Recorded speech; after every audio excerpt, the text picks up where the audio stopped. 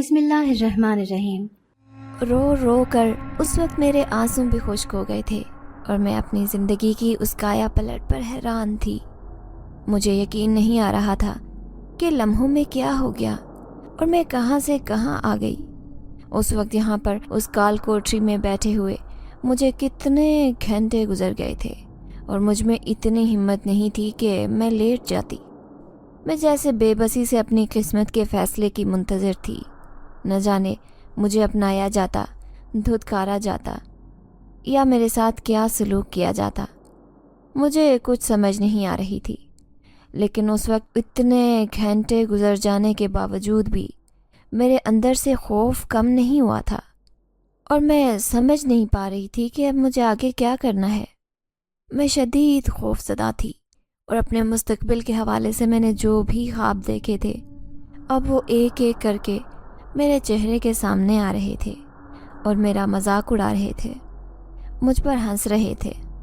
بے بسی سے میں نے گھٹنوں میں اپنا سر دے لیا اور بے آواز آنسو بہانے لگی۔ میرا نام بانو ہے اور میں ایک ایسے قبیلے کے ساتھ تعلق رکھتی ہوں جو سندھ کے قدیم قبیلوں میں سے ایک ہے۔ یہاں پر ابھی تک پرانے رسم و رواج ہی چلے آ رہے ہیں۔ زمانہ بدلنے کے ساتھ ساتھ یہاں پر کوئی فرق نہیں پڑا، کم از کم یہاں کی عورتوں کے لیے تو کوئی فرق نہیں پڑا تھا۔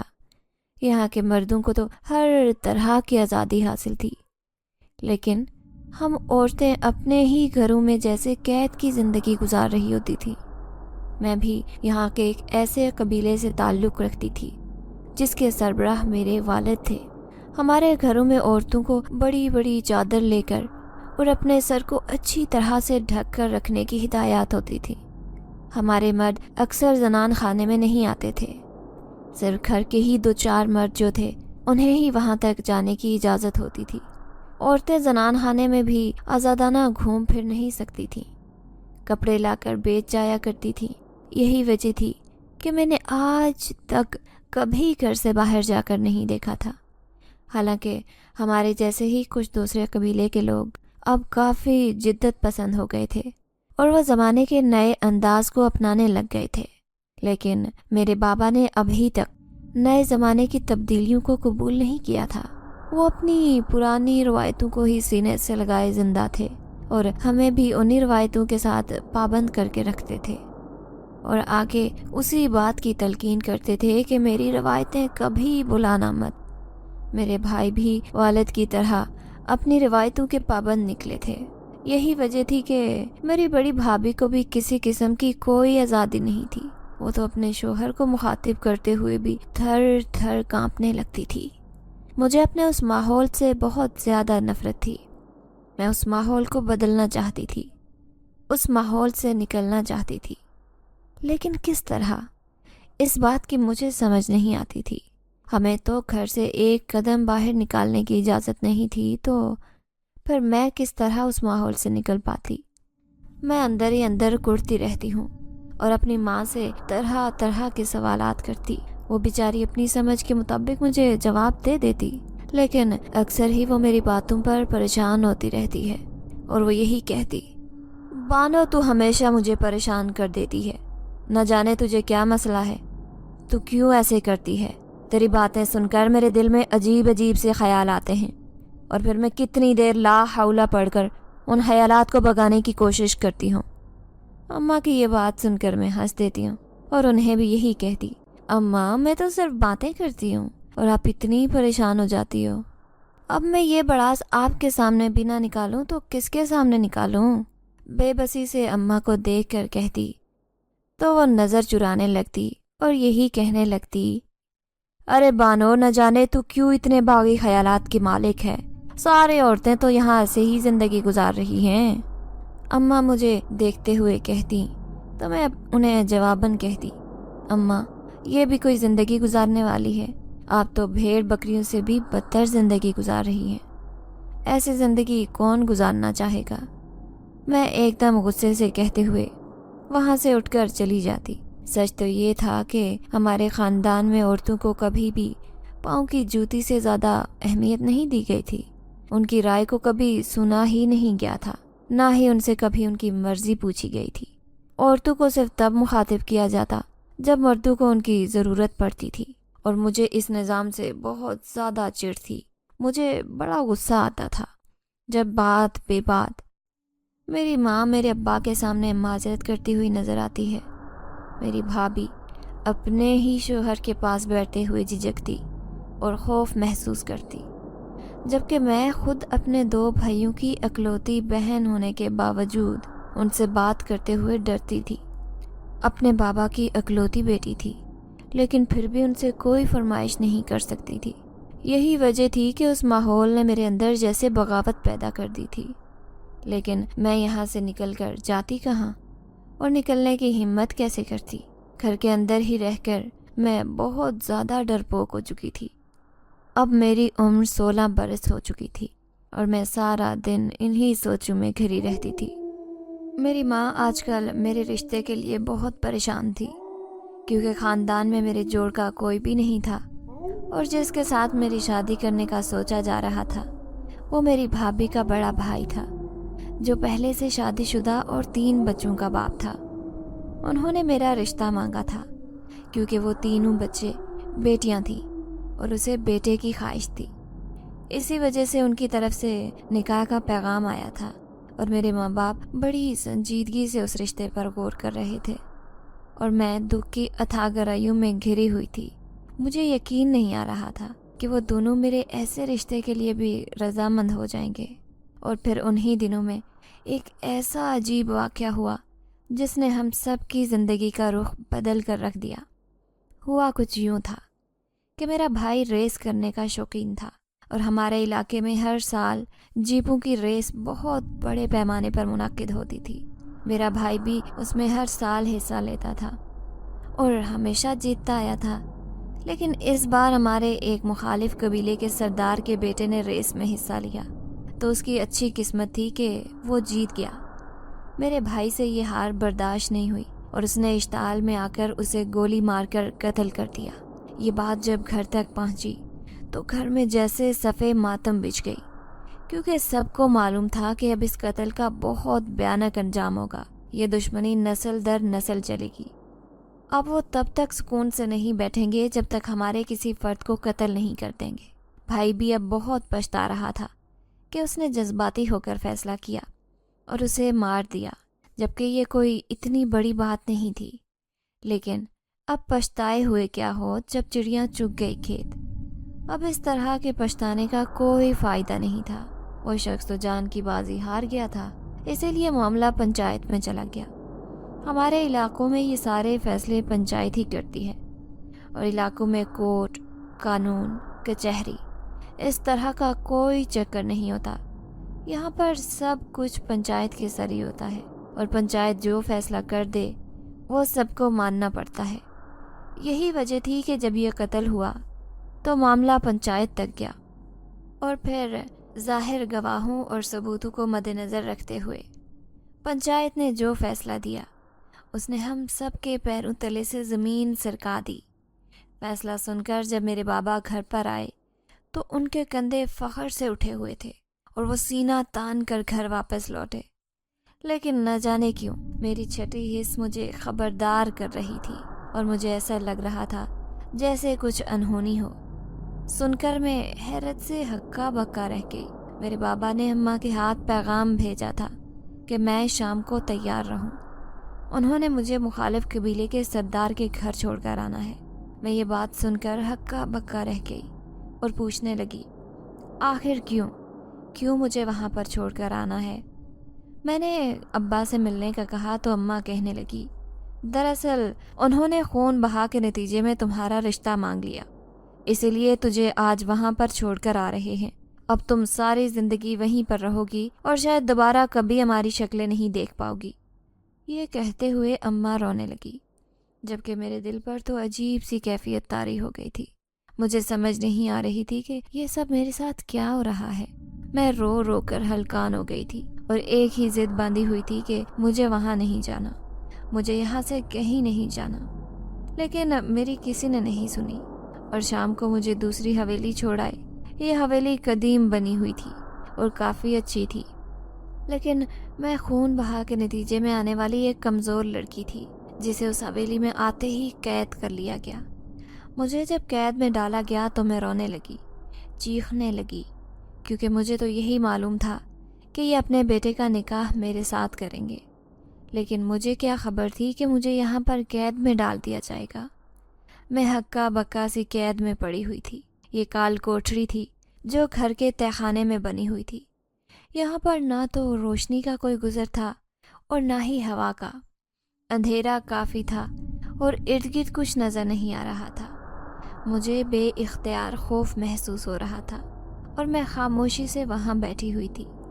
پہلے تو کافی دیر روتی رہی، اماں ابا کو یاد کرتی رہی جنہوں نے میرے ساتھ یہ اتنا بڑا ظلم کیا۔ مجھے یقین نہیں آ رہا تھا کہ میرے ساتھ اس طرح کریں گے۔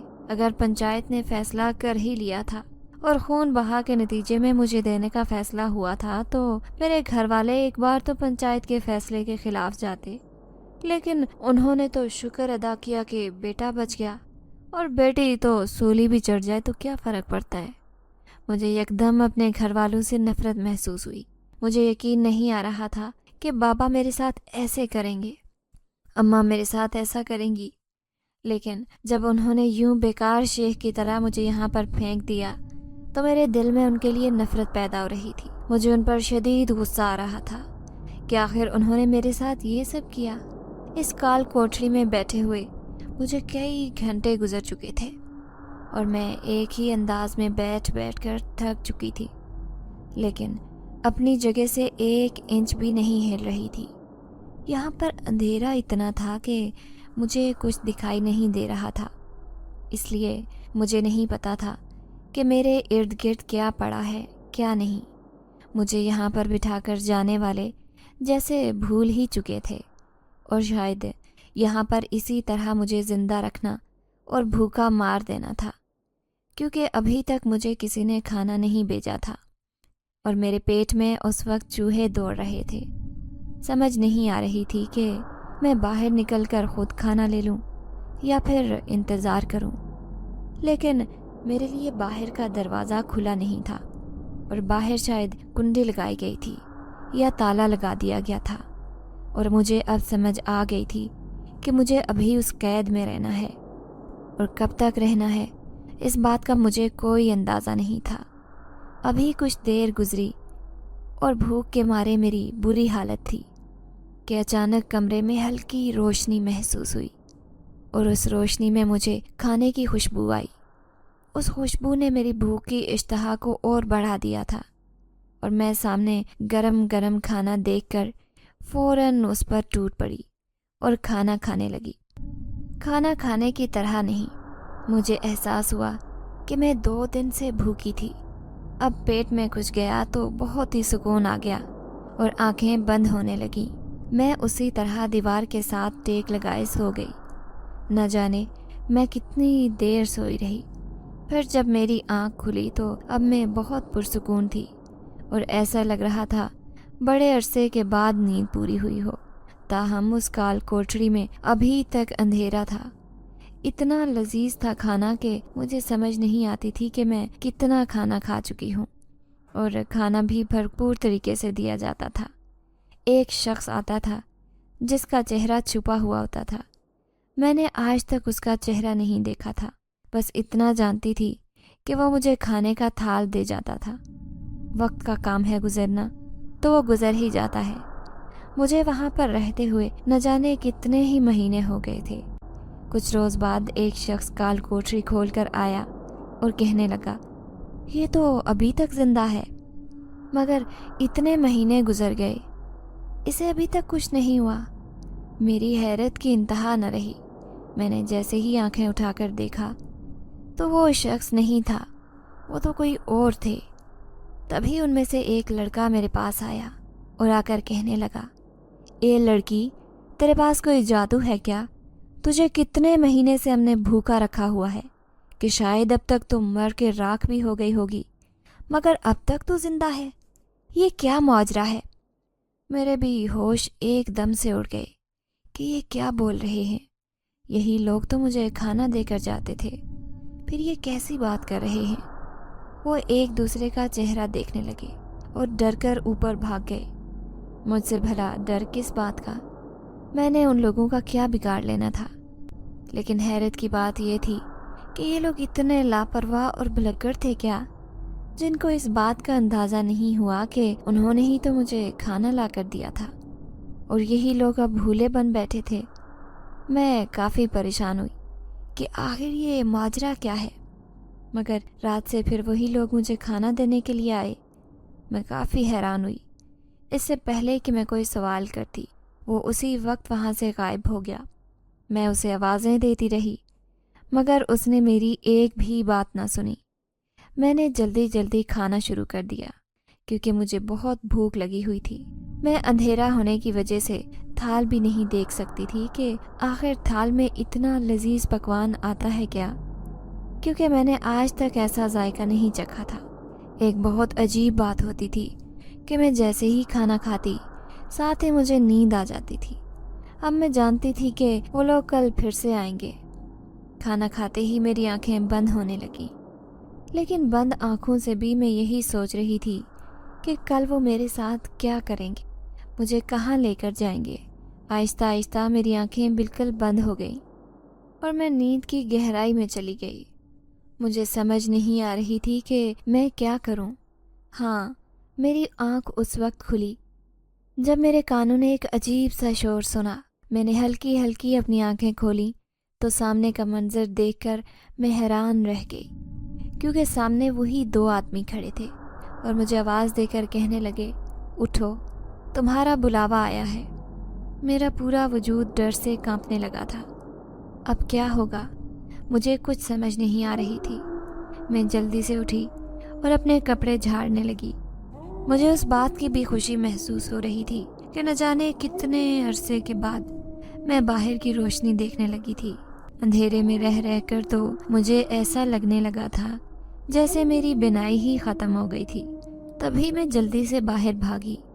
مجھے اس بات کی بھی فکر نہیں تھی کہ لوگ میرے ساتھ کیا سلوک کریں گے۔ مجھے تو اس وقت باہر کی روشنی دیکھنی تھی۔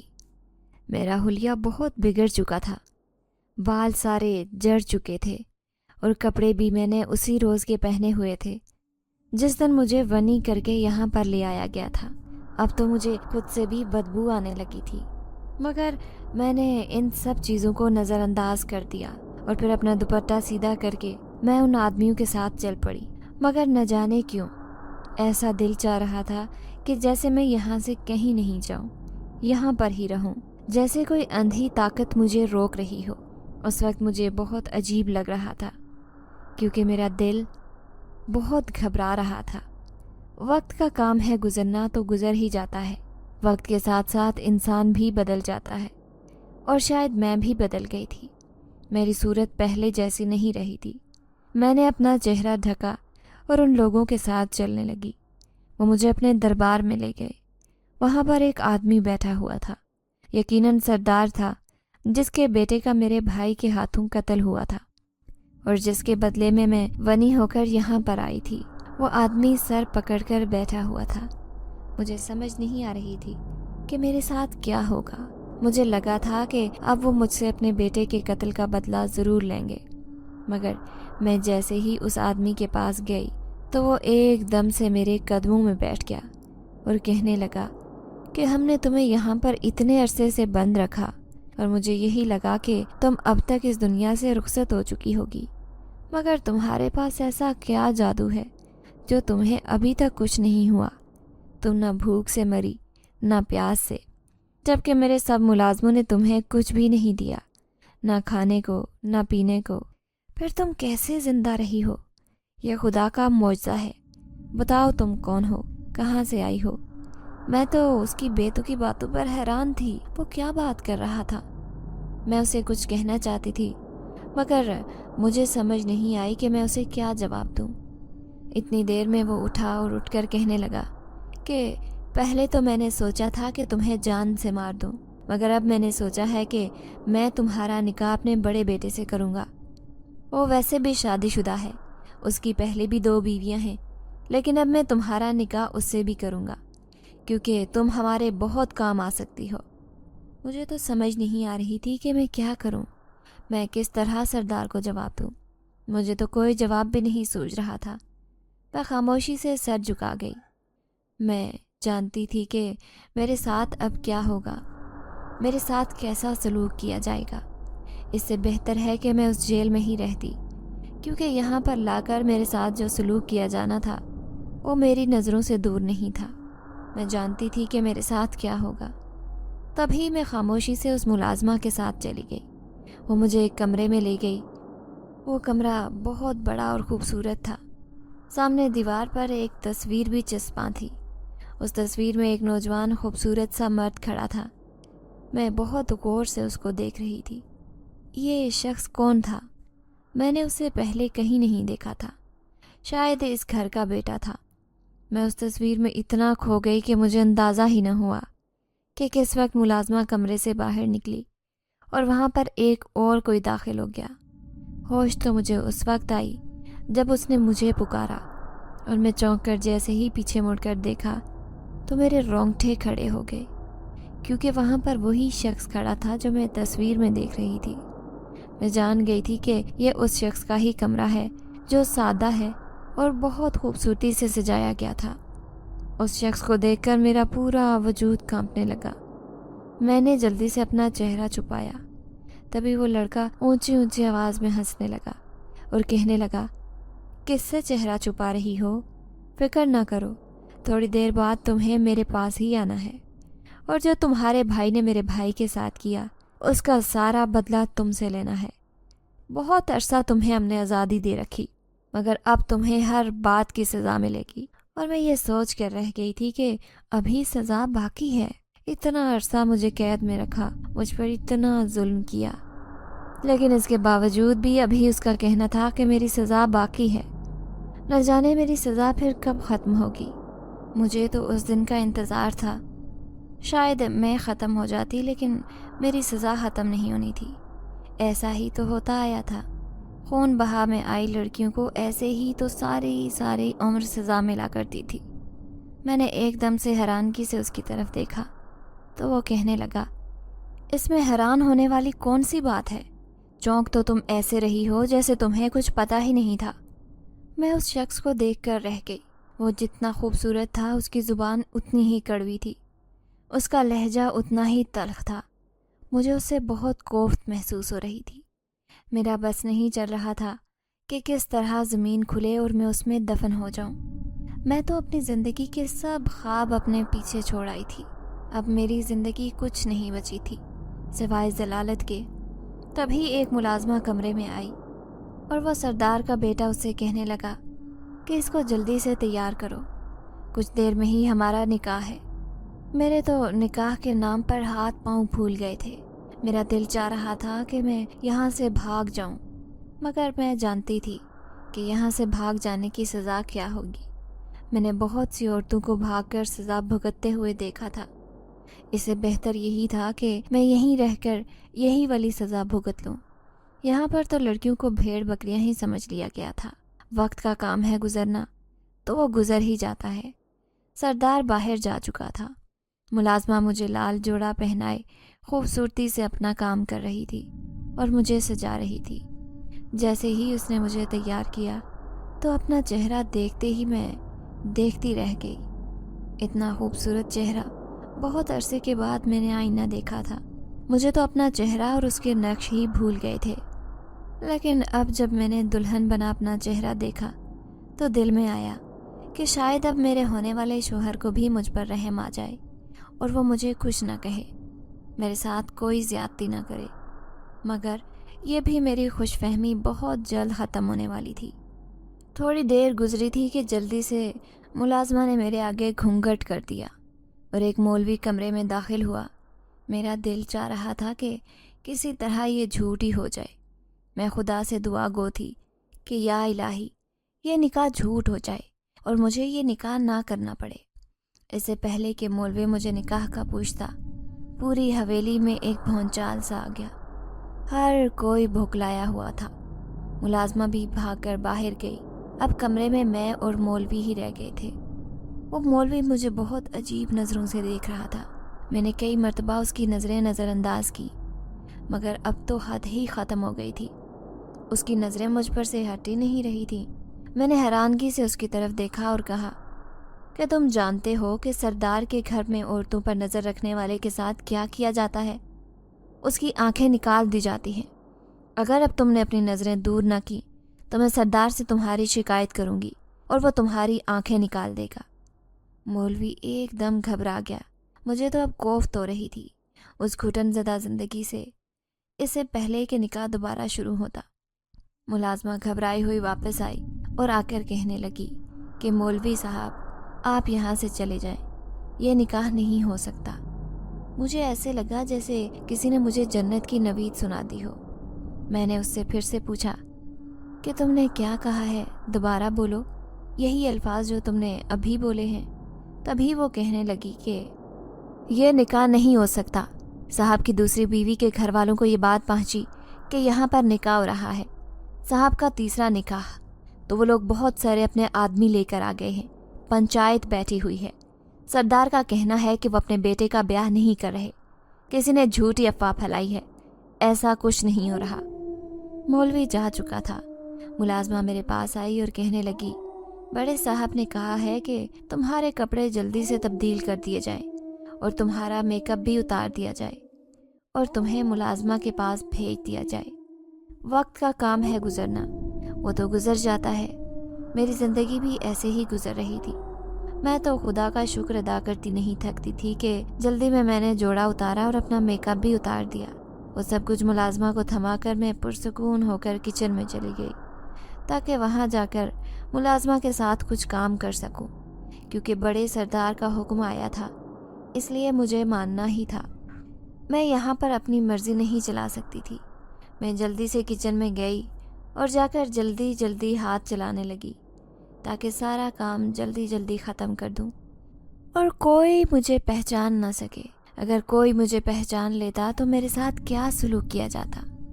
ابھی مجھے کچن میں کھڑے کام کرتے کچھ ہی دیر ہوئی تھی کہ ایک ملازمہ جلدی سے آئی اور آ کر کہنے لگی کہ جلدی جلدی اپنا چہرہ چھپا لو، سردار نے دربار میں بلایا ہے، ہم سب کی پیشی ہے۔ میرا کام کرتا ہاتھ اپنی جگہ پر رک گیا۔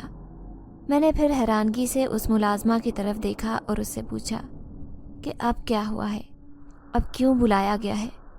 تبھی وہ کہنے لگی کہ تمہیں نہیں پتا، بڑے صاحب کہہ رہے ہیں کہ سب ملازمہ اور سب عورتوں کو چہرہ چھپا کر دربار میں لے کر آیا جائے تاکہ بڑے صاحب کی بیوی کے گھر والوں کو تسلی ہو جائے کہ چھوٹے صاحب کی شادی نہیں ہو رہی۔ اس بات سے تو میرا پورا وجود کانپ رہا تھا۔ میں ڈرتے ڈرتے جیسے ہی دربار میں پہنچی تو سامنے کا منظر دیکھ کر میں حیران رہ گئی، کیونکہ سامنے کرسی پر سردار بیٹھے تھے، ایک طرف پنچایت بیٹھی ہوئی تھی اور دوسری طرف میری ہونے والی سوتن کے گھر والے موجود تھے۔ تبھی میں ان میں سے ایک آدمی اٹھا اور آ کر سب کی آنکھوں میں دیکھ کر کہنے لگا۔ خوف کے مارے میرے چہرے پر پسینے کی بوندیں آ رہی تھی، کیونکہ نکاح تو یہ لوگ کر رہے تھے، مگر اگر میں پکڑی جاتی تو نہ جانے میرے ساتھ کیا حال ہوتا۔ میرے ساتھ بہت برا سلوک کیا جانا تھا، اتنا تو میں جانتی ہی تھی، اسی لیے خاموشی سے اپنی جگہ پر کھڑی رہی، مگر میرا پورا وجود کانپ رہا تھا۔ میں جانتی تھی کہ بہت جلدی میرا ڈر پکڑا جائے گا۔ سب بہت غور سے ہم لوگوں کی طرف دیکھ رہے تھے، مگر تھوڑی ہی دیر گزری تھی کہ مقابل سردار نے کہا کہ ان میں سے کوئی لڑکی نہیں ہے، ہمارا بہت وقت ضائع ہوا ہے، اب ہمیں چلنا چاہیے۔ مگر جاتے جاتے وہ اس حویلی میں ایک ملازم کو نہ جانے کیا آنکھیں دکھا کر گئے۔ میں اس ملازم کا چہرہ صحیح طریقے سے دیکھ تو نہ سکی، مگر اتنا جانتی تھی کہ سردار کے ساتھ ہماری حویلی کا کوئی ملازم بھی جڑا ہوا ہے، مگر کون تھا میں یہ نہیں جانتی تھی۔ سردار گئے تو آہستہ آہستہ سے ملازمہ بھی آنے لگی، میں بھی جانے لگی تھی، جب سردار نے مجھے روک لیا اور کہنے لگے کہ تم نہیں جا سکتی، تمہیں میری بات سننی ہوگی۔ میرا سانس ایک دم سے رک گیا۔ انہوں نے مجھے اپنے پاس بلایا، آ کر کہنے لگا کہ تمہارا آج نکاح تھا۔ میں نے ہاں میں سر ہلایا اور ان سے جلدی جلدی سے کہا کہ اب تو میرا نکاح نہیں ہو سکتا نا۔ تبھی سردار کہنے لگے، کیوں نہیں ہو سکتا تمہارا نکاح؟ ضرور ہوگا اور آج ہی ہوگا اور پوری شان و شوکت کے ساتھ ہوگا۔ میں کافی حیران ہوئی اور ان سے پوچھا کہ یہ کیسے ممکن ہے؟ تبھی وہ کہنے لگے کہ تمہارا نکاح کسی اور کے ساتھ نہیں بلکہ میرے ایک ملازم کے ساتھ ہوگا۔ میرے پیروں تلے سے زمین نکل گئی کہ کہاں میں سردارنی تھی اور کہاں میری ایک ملازم کے ساتھ شادی کی جا رہی ہے۔ وقت کی ستم ظریفی تو یہ تھی کہ کوئی بھی رشتہ میرے ساتھ نہیں تھا۔ میری اماں بابا بھی مجھ سے دور تھے۔ انسان اکیلا رہ جائے تو اسے عجیب و غریب وسوسے آنے لگتے ہیں۔ وہ کسی قابل نہیں رہتا۔ اس کو یہی محسوس ہوتا ہے کہ شاید اس کے ساتھ کوئی نہیں ہے۔ سردار کی بات سن کر مجھے ایک دھچکا سا لگا اور ایک بات کی حیرانگی بھی ہوئی اور خود پر ہنسی بھی آئی کہ کہاں میں سردار تھی، سردار کی بیٹی تھی، اور کہاں میں ایک ملازم کی بیوی بنوں گی۔ میرے سب خواب میری آنکھوں کے سامنے گھومنے لگے تھے جو میری شادی سے پہلے دیکھے تھے، مگر وہاں پر میرے ماں باپ نے میرے خواب پورے نہ کروائے اور یہاں پر شوہر ویسا نکلا۔ کچھ دیر گزری کہ ملازمہ پھر سے مجھے کمرے میں لے گئی اور جا کر مجھے اچھے سے تیار کرنے لگی۔ میں نے اسے سختی سے منع کیا، زیادہ میک اپ مت کرنا، اب کون سا میرا کسی سردار کے ساتھ نکاح ہو رہا ہے، ایک ملازم کے ساتھ ہی تو ہو رہا ہے، تو اتنا تیار کرنے کی ضرورت نہیں ہے۔ وہ بھی میری بات مان گئی اور اپنا ہاتھ آہستہ آہستہ چلانے لگی۔ تھوڑی دیر کے بعد سارا میک اپ ہو چکا تھا اور وہ میک اپ کر کے جا چکی تھی۔ میں خود کو آئینے میں دیکھ رہی تھی۔ ابھی بھی سادگی میں خوبصورت لگ رہی تھی کیونکہ میرا چہرہ پہلے سے صاف ہو گیا تھا۔ مجھے ملازمہ نے کمرے میں لے جا کر باہر بٹھایا جہاں پر ایک جالی لگی ہوئی تھی۔ جالی کے دوسری طرف وہ آدمی تھا جس کا نکاح مجھ سے ہونا تھا۔ نکاح ہوا تو سب نے مبارکباد دینا شروع کر دی، مگر میں نے کسی سے مبارکباد موصول نہیں کی۔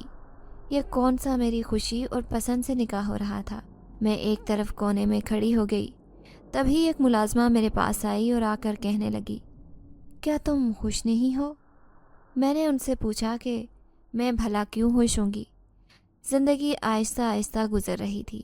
مجھے اس ملازم کے گھر پہنچا دیا گیا۔ وہ ایک چھوٹا سا گھر تھا مگر خوبصورت تھا، صاف ستھرا تھا۔ وہ گھر جنگل کے بیچوں بیچ تھا۔ میں نہیں جانتی تھی کہ میں یہاں پر کیسے رہوں گی، کس طرح اپنی ساری زندگی یہاں پر کاٹوں گی۔ میرے تو ہوش فنا ہو گئے تھے۔ مجھے تو سمجھ نہیں آ رہی تھی کہ میں کیا کروں۔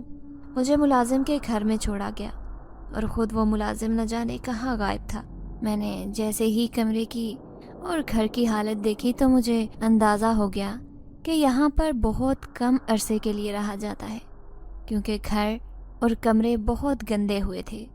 کچن بھی کچھ گندا تھا لیکن قابل قبول تھا۔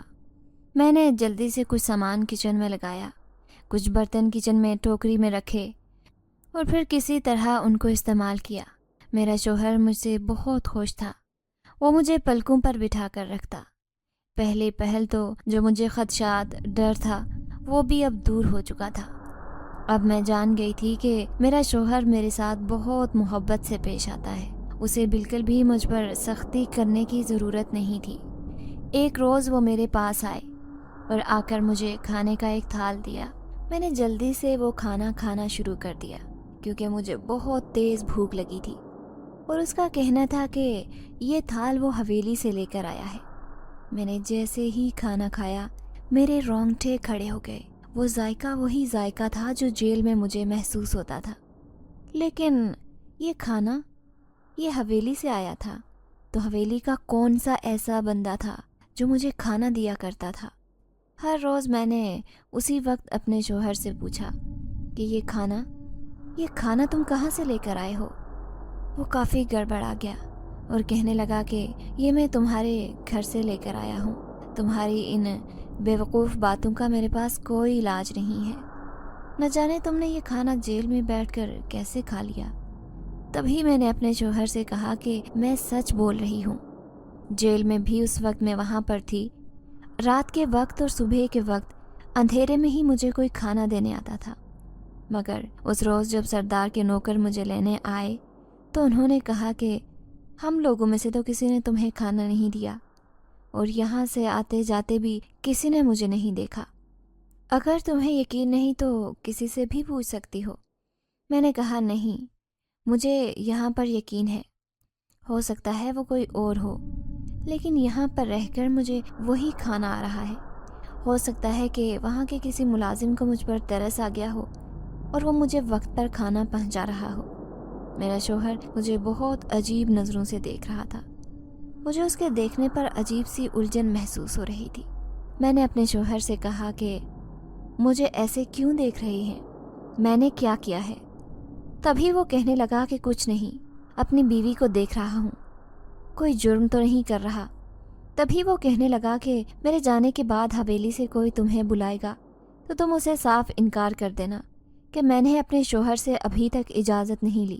اب مجھے ایسے لگ رہا تھا کہ جیسے میں کسی محفوظ ہاتھوں میں ہوں۔ وہ مجھے چھوڑ کر گھر سے باہر چلا گیا۔ گھر کی حالت مجھے بہت خوف زدہ کر رہی تھی۔ وہ گھر کم اور کھنڈرات زیادہ لگ رہے تھے۔ نہ جانے میرے شوہر نے کبھی اس گھر کو صاف کیا بھی تھا کہ نہیں۔ گھر کی صفائی ستھرائی کر کے نہ جانے کب میری آنکھ لگ رہی تھی۔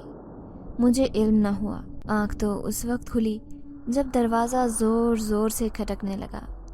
میں جلدی سے ہوش میں آئی اور دروازے کے پاس جا کر پوچھنے لگی، کون ہے؟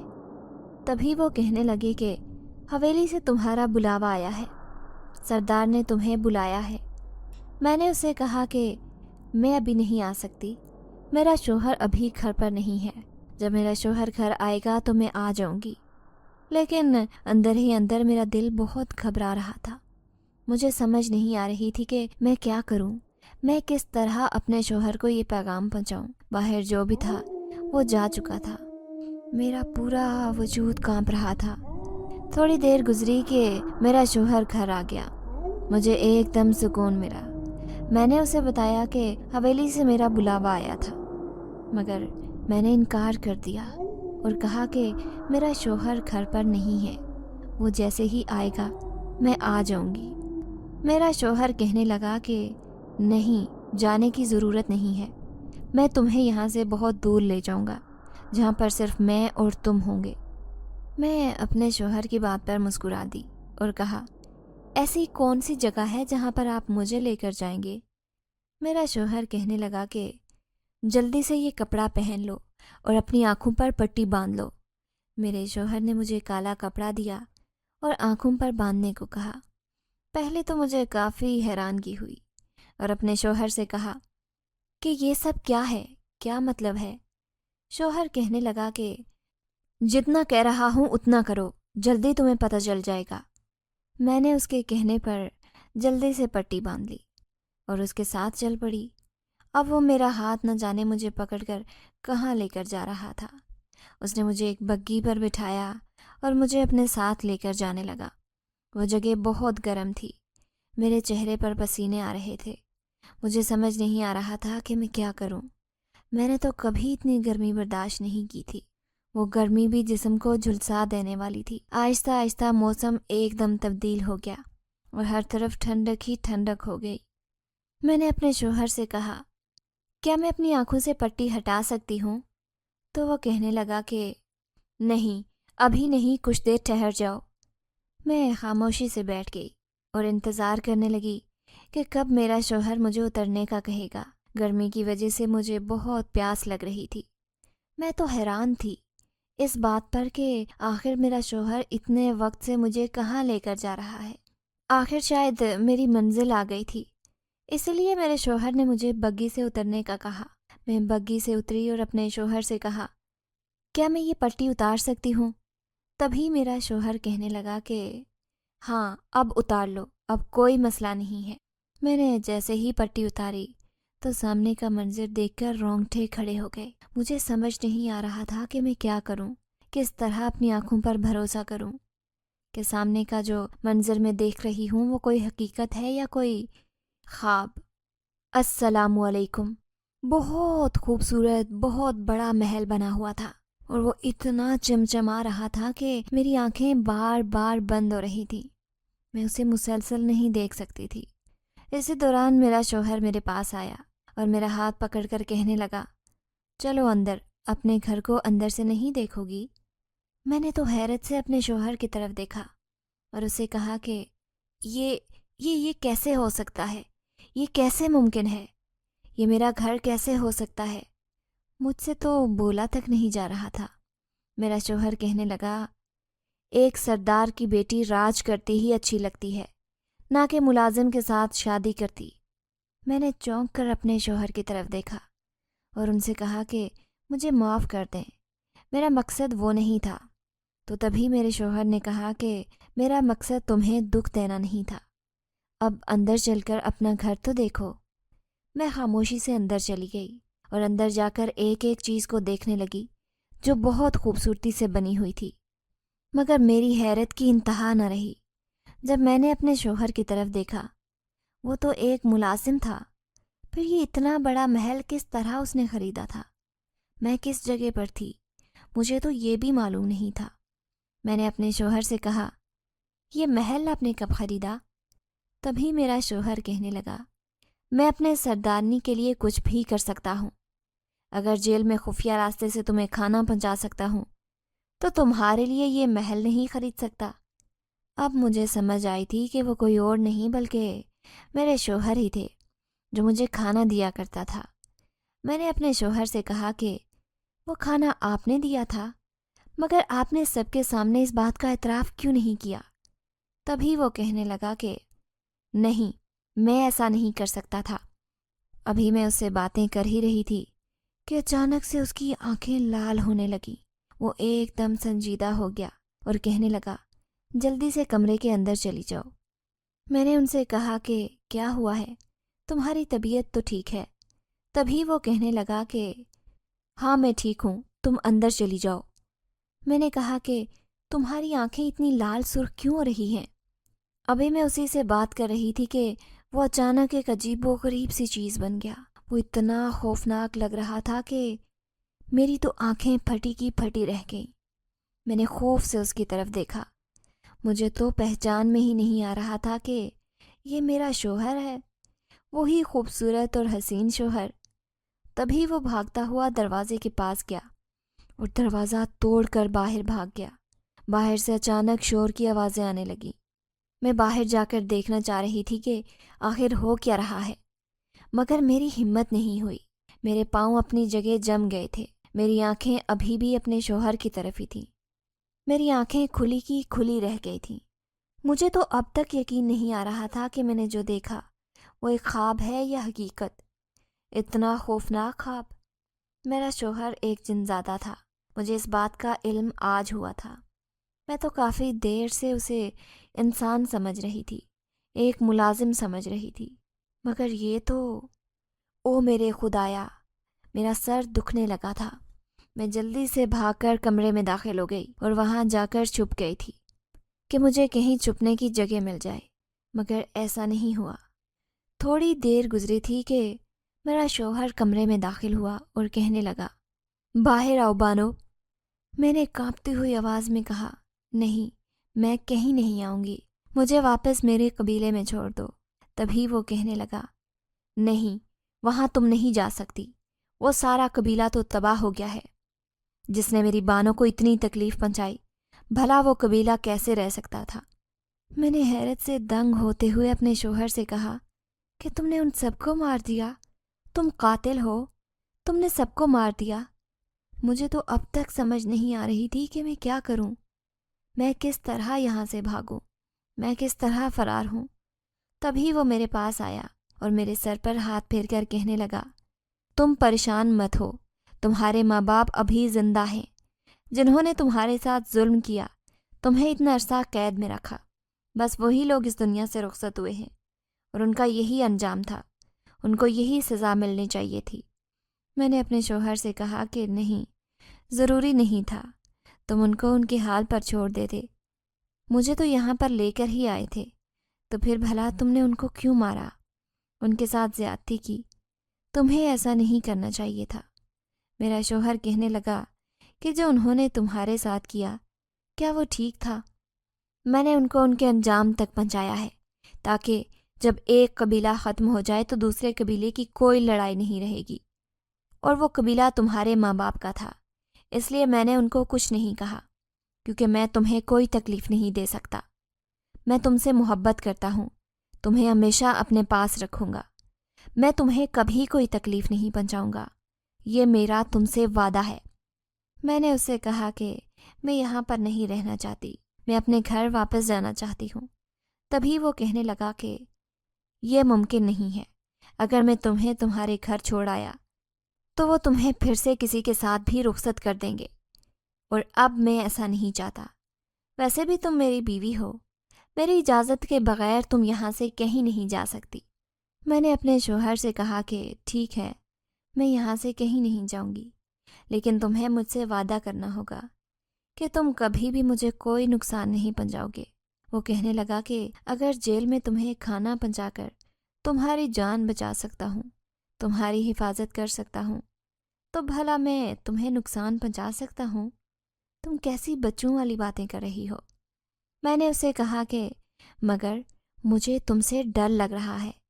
تبھی وہ کہنے لگا کہ ٹھیک ہے، اگر یہی بات ہے تو میں یہاں سے ہمیشہ ہمیشہ کے لیے چلا جاتا ہوں، تمہارے پاس کبھی نہیں آؤں گا، مگر تمہاری حفاظت اپنی آنکھوں کے سامنے کرتا رہوں گا۔ میں تمہیں کبھی نظر نہیں آؤں گا، لیکن جب جب تم مجھے یاد کرو گی میں تب تب تمہارے پاس حاضر ہو جاؤں گا۔ جب جب تم مجھے پکارو گی میں تمہارے پاس آ جاؤں گا۔ یہ میرا وعدہ ہے اور میں اپنے وعدے کا پابند ہوں۔ میں تم سے کبھی وعدہ خلافی نہیں کروں گا اور نہ ہی تمہیں اس دنیا میں اکیلا چھوڑوں گا۔ رہی بات میرے پاس رہنے کی، تو میں تمہیں تمہاری دنیا میں واپس چھوڑ کر نہیں آ سکتا۔ اس کے بعد وہ ہمیشہ کے لیے غائب ہو گیا۔ آج تک مجھے کبھی نظر نہیں آیا۔ محل کی ملازمہ کبھی مجھے میرے اماں ابا کے پاس چھوڑ جاتے ہیں تو کبھی مجھے واپس لے جاتے ہیں۔ میرے اماں ابا کو بھی آج تک نہیں پتہ چلا کہ میرا گھر کہاں پر ہے، اور نہ ہی مجھے یہ بتانے کی اجازت تھی۔ مگر آج میں اپنی زندگی بہت پرسکون طریقے سے ایک سردارنی کی طرح گزار رہی تھی، راج کرتے ہوئے اپنی زندگی کے اپنے خواب پورے کر رہی تھی۔ ناظرین، اگر آپ کو آج کی یہ کہانی اچھی لگی ہو تو ویڈیو کو لائک ضرور کریں۔ اگر آپ کو ایسی دہشت ناک دل کو جکڑ دینے والی کہانیاں پسند ہیں تو ایسی ایک کہانی روزانہ سننے کے لیے ہمارے چینل کو سبسکرائب کریں۔ اجازت چاہتے ہیں، اللہ حافظ۔